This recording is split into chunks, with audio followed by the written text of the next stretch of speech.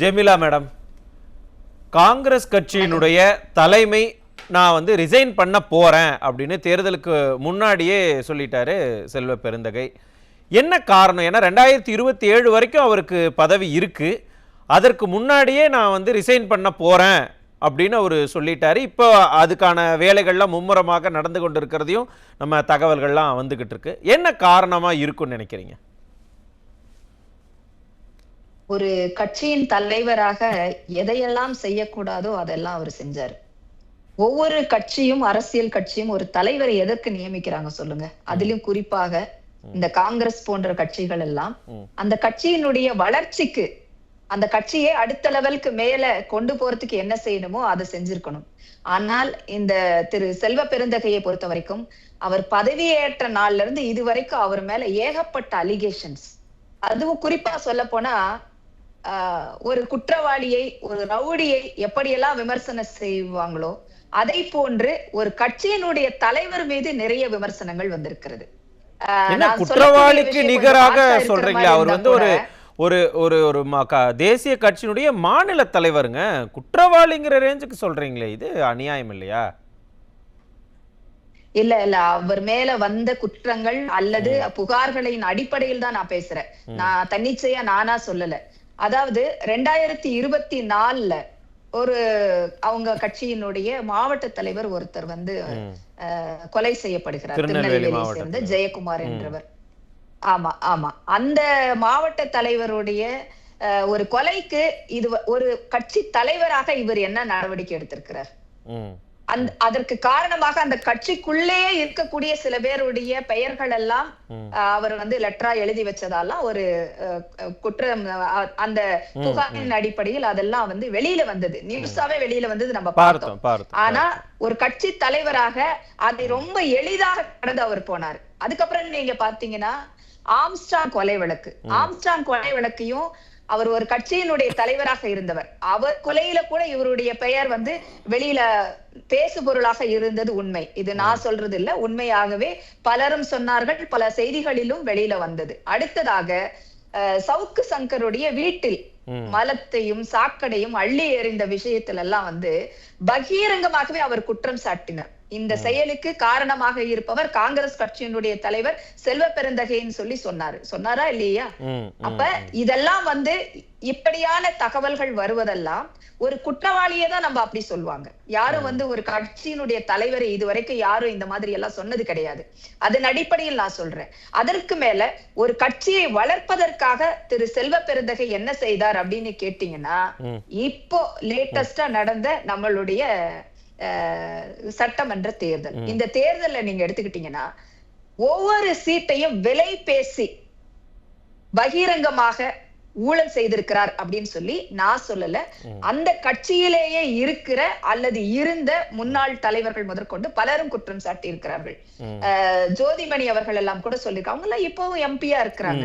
அந்த கட்சியில இருந்து வெளியில வந்த ஹசீனா சையத் போன்ற முன்னாள் மகளிர் அணி தலைவர்கள் எல்லாம் பகிரங்கமாக குற்றச்சாட்டையவர்கள் சொல்றாங்க அப்படின்னா ஒண்ணுமே இல்லாம சொல்லல.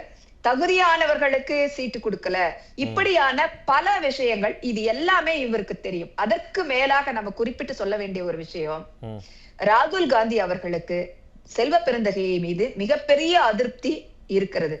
அவர் சொன்னபடி டிவிகேவோட ஒரு கூட்டணி அமைப்பதற்கான முயற்சி அவர் எடுக்கல அப்படிங்கிறது அவர் மேல அவருக்கு மிகப்பெரிய வருத்தம் இருந்தது. அந்த வருத்தத்தின் விளைவாக தான் ராகுல் காந்தி அவர்கள் இங்க பிரச்சாரத்துக்கே வரல. கடைசியில எதிர்கட்சிகள் கொடுத்த பயங்கரமான நெருக்கடிகள், வரவே இல்லை ராகுல் அப்படின்னா அது என்னவாகும்? ஒட்டுமொத்தமாக 28 சீட்டை வாங்கிட்டு உட்கார்ந்துட்டு இருக்கிற காங்கிரஸ் கட்சிக்கு குறைந்தபட்சம் காங்கிரஸ் கட்சி சார்ந்த வேட்பாளர்களுக்காவது அவர் பிரச்சாரம் பண்ணாதான் ஒரு 2 இடத்துலயாவது அவங்க வெற்றி பெறுவார்கள் என்ற மாதிரி ஒரு நிலவரம் இருக்கும்போது வேறு வழியே இல்லாமல் அவர் வந்தார். வந்தாலும் எத்தனை இடத்துல பிரச்சாரம் பண்ணார்? 6 தொகுதிகள் தான் அவர் பிரச்சாரம் பண்ணாருன்னு நான் நினைக்கிறேன். அந்த 6 தொகுதியிலும் கூட எப்படிப்பட்ட பிரச்சாரம், அதுல உண்மையாவே ஒரு டிரான்ஸ்லேஷன் பேர்ல ஒரு கட்சி, அதாவது இங்கிலீஷ் தெரியலன்றது குற்றம் கிடையாதுங்க, அது தவறு கிடையாது. அது ஒரு மொழி, அது ஒரு அறிவு சார்ந்ததுன்னு நம்ம சொல்லல. அப்படி இருந்தா கூட எப்படிப்பட்ட மோசமான ஒரு டிரான்ஸ்லேஷனை சொல்லி மக்களுக்கு போக வேண்டிய எந்த கருத்துமே போய் சேரல. அதிலும் குறிப்பாக கடைசியாக அவர் நம்மளுடைய கட்சியினுடைய இரு பெரும் ஆளுமைகளை பற்றி சிறப்பாக அவர் சொல்லிட்டு போனார்.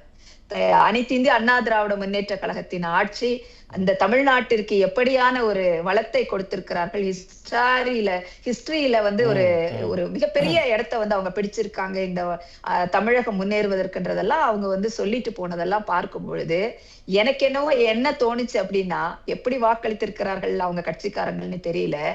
காங்கிரஸ் இருக்கிற இடத்துல காங்கிரஸ்க்கு கை சின்னத்துக்கு ஓட்டு போட்டுருங்க, மத்த இடத்துல எல்லாம் நீங்க ஏடிஎம்கேக்கு ஓட்டு போட்டுருங்க அப்படின்ட்டு அவர் இன்டைரக்டா சொல்லிட்டு போன மாதிரி தோணுச்சு. நிறைய பேர் என்கிட்ட கூட பேசும்பொழுது அந்த மாதிரிதான் சொன்னாங்க. இந்த மாதிரியான ஒரு நிலைக்கு காங்கிரஸ் இன்றைக்கு போயிருக்கு அப்படின்னா இன்னும் வேற வேற குற்றச்சாட்டு. என்ன ஜெமிலா மேடம், எனக்கு ஒரு சின்ன சந்தேகம் தான். இல்ல செல்வ பெருந்தகை மேல அப்படி என்ன உங்களுக்கு இவ்வளவு வன்மம்? இப்படி போட்டு கொட்டுறீங்களே ஆதங்கத்தை. இல்ல உண்மையா என்னென்ன நடந்துச்சோ அதை வரிசையா நான் பட்டியலிட்டேன், அவ்வளவுதான், வேற எதுவும் சொல்லல. செல்வ பெருந்தகை என்பவர் இன்னைக்கு காங்கிரஸ் திமுக காங்கிரஸ் ஆக்கிட்டாரு அப்படின்ற குற்றச்சாட்டும் இருக்கு.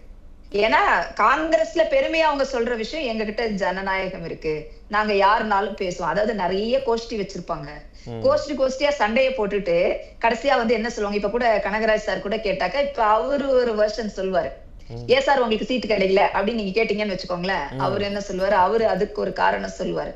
இந்த மாதிரி அவரால இவர் கூட பாதிக்கப்பட்டிருக்காரு, செல்வ பெருந்தகையால பாதிக்கப்பட்டவர்ல இவரு ஒருத்தர் தான். அதனால அவரு கொஞ்சம் மனசாட்சியோட அதை ஒத்துக்குவாருன்னு நான் நம்புறேன்.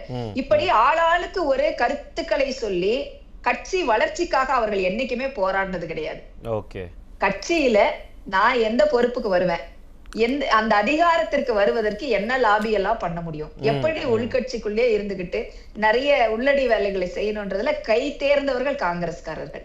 அப்படியான ஒரு காங்கிரஸ்ல இப்படிப்பட்ட செல்வ பெருந்தகை அவரை பற்றிய நிறைய விமர்சனங்கள் உண்டு. நிறைய கட்சிக்கு போனாரு, செஞ்சாரு, இங்கேயே நாங்க இத்தனை வருஷம் உழைச்சவங்களுக்கு எங்களுக்கு அந்த பதவியும் பொறுப்பும் கிடைக்கல அப்படின்றதெல்லாம் அவர் மேல செல்வ பெருந்தகைய திமுக தன்னுடைய கைப்பாவையா வச்சுக்கிட்டதால டெல்லி தலைமை எப்படியாவது அவரை நீ கட்சிக்குள்ள தலைமைக்கு வச்சிருக்க கூடாது அப்படிங்கிற முடிவுக்கு வந்துட்டாங்கன்னு நம்ம எடுத்துக்கணுமா?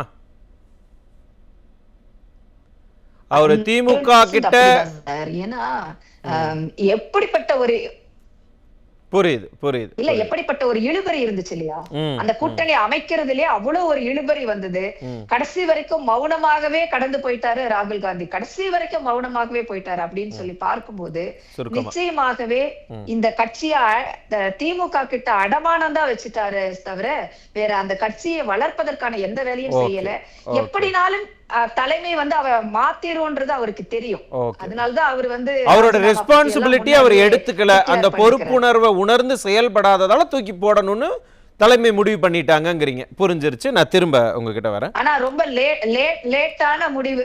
1-2 இடத்துலயாவது காங்கிரஸ் வெற்றி பெற்றிருக்கும், அதையும் கெடுத்திருக்கிறார் அவர். நான் திரும்ப வரேன். டாக்டர் ஜெமிலா மேடம், காங்கிரஸ் கட்சி அடுத்த தலைமைக்கு மாறுறாங்க, அவங்களே சொல்லிட்டாங்க. யார் யாருக்கெல்லாம் வாய்ப்பு இருக்குன்னு நினைக்கிறீங்க? என்ன அடிப்படையில் அவங்களுக்கெல்லாம் வாய்ப்பு தருவாங்கன்னு நினைக்கிறீங்க? அதாவது நீங்க தெளிவா இதுல பாத்துக்கலாம், இந்த திமுக கூட்டணிக்கு எதிர்த்து யாரெல்லாம் பேசினாங்களோ அவங்க எல்லாம் வாய்ப்பு இருக்கிறதா நம்ம உணரலாம். ஏன்னா எலெக்ஷனுக்கு முன்னாடி ஒரு மாற்றம் அப்படிங்கிறது பெருமளவில் காங்கிரசினுடைய வீழ்ச்சிக்கு காரணமாயிரும் அப்படிங்கறதுனாலதான் பொறுமையாக திரு ராகுல் காந்தியோ அவர்களுடைய தலைமையோ அமைதியா இதை கடந்து போயிருக்கிறாங்க. ஆனா தொடர்ச்சியாக காங்கிரஸில் நடக்கக்கூடிய இந்த மாதிரியான தவறுகள் அல்லது தில்லுமுல்லுகளை மற்றவங்க யாரும் போய் கம்ப்ளைண்ட் பண்ணல, காங்கிரஸ்குள்ள இருக்கிறவங்களே தொடர்ந்து கம்ப்ளைண்ட் பண்ணிட்டு இருக்காங்க.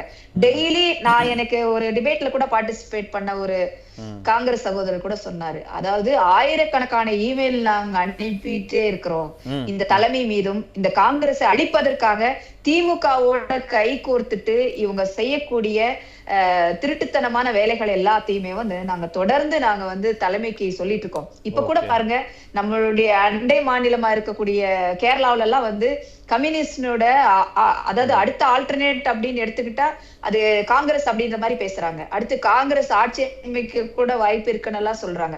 இந்த மாதிரி எல்லாம் அங்க பேசும் பொழுது பக்கத்துல இருக்கக்கூடிய தமிழ்நாடு இன்னைக்கு ஏன் இந்த அளவுக்கு ஆயிருக்கு? இந்த கட்சி கொஞ்சம் கூட இருக்கு களத்துலன்றதே தெரியாத அளவுக்கு போனதற்கு காரணம் வந்து கட்சி வளரவே இல்லை.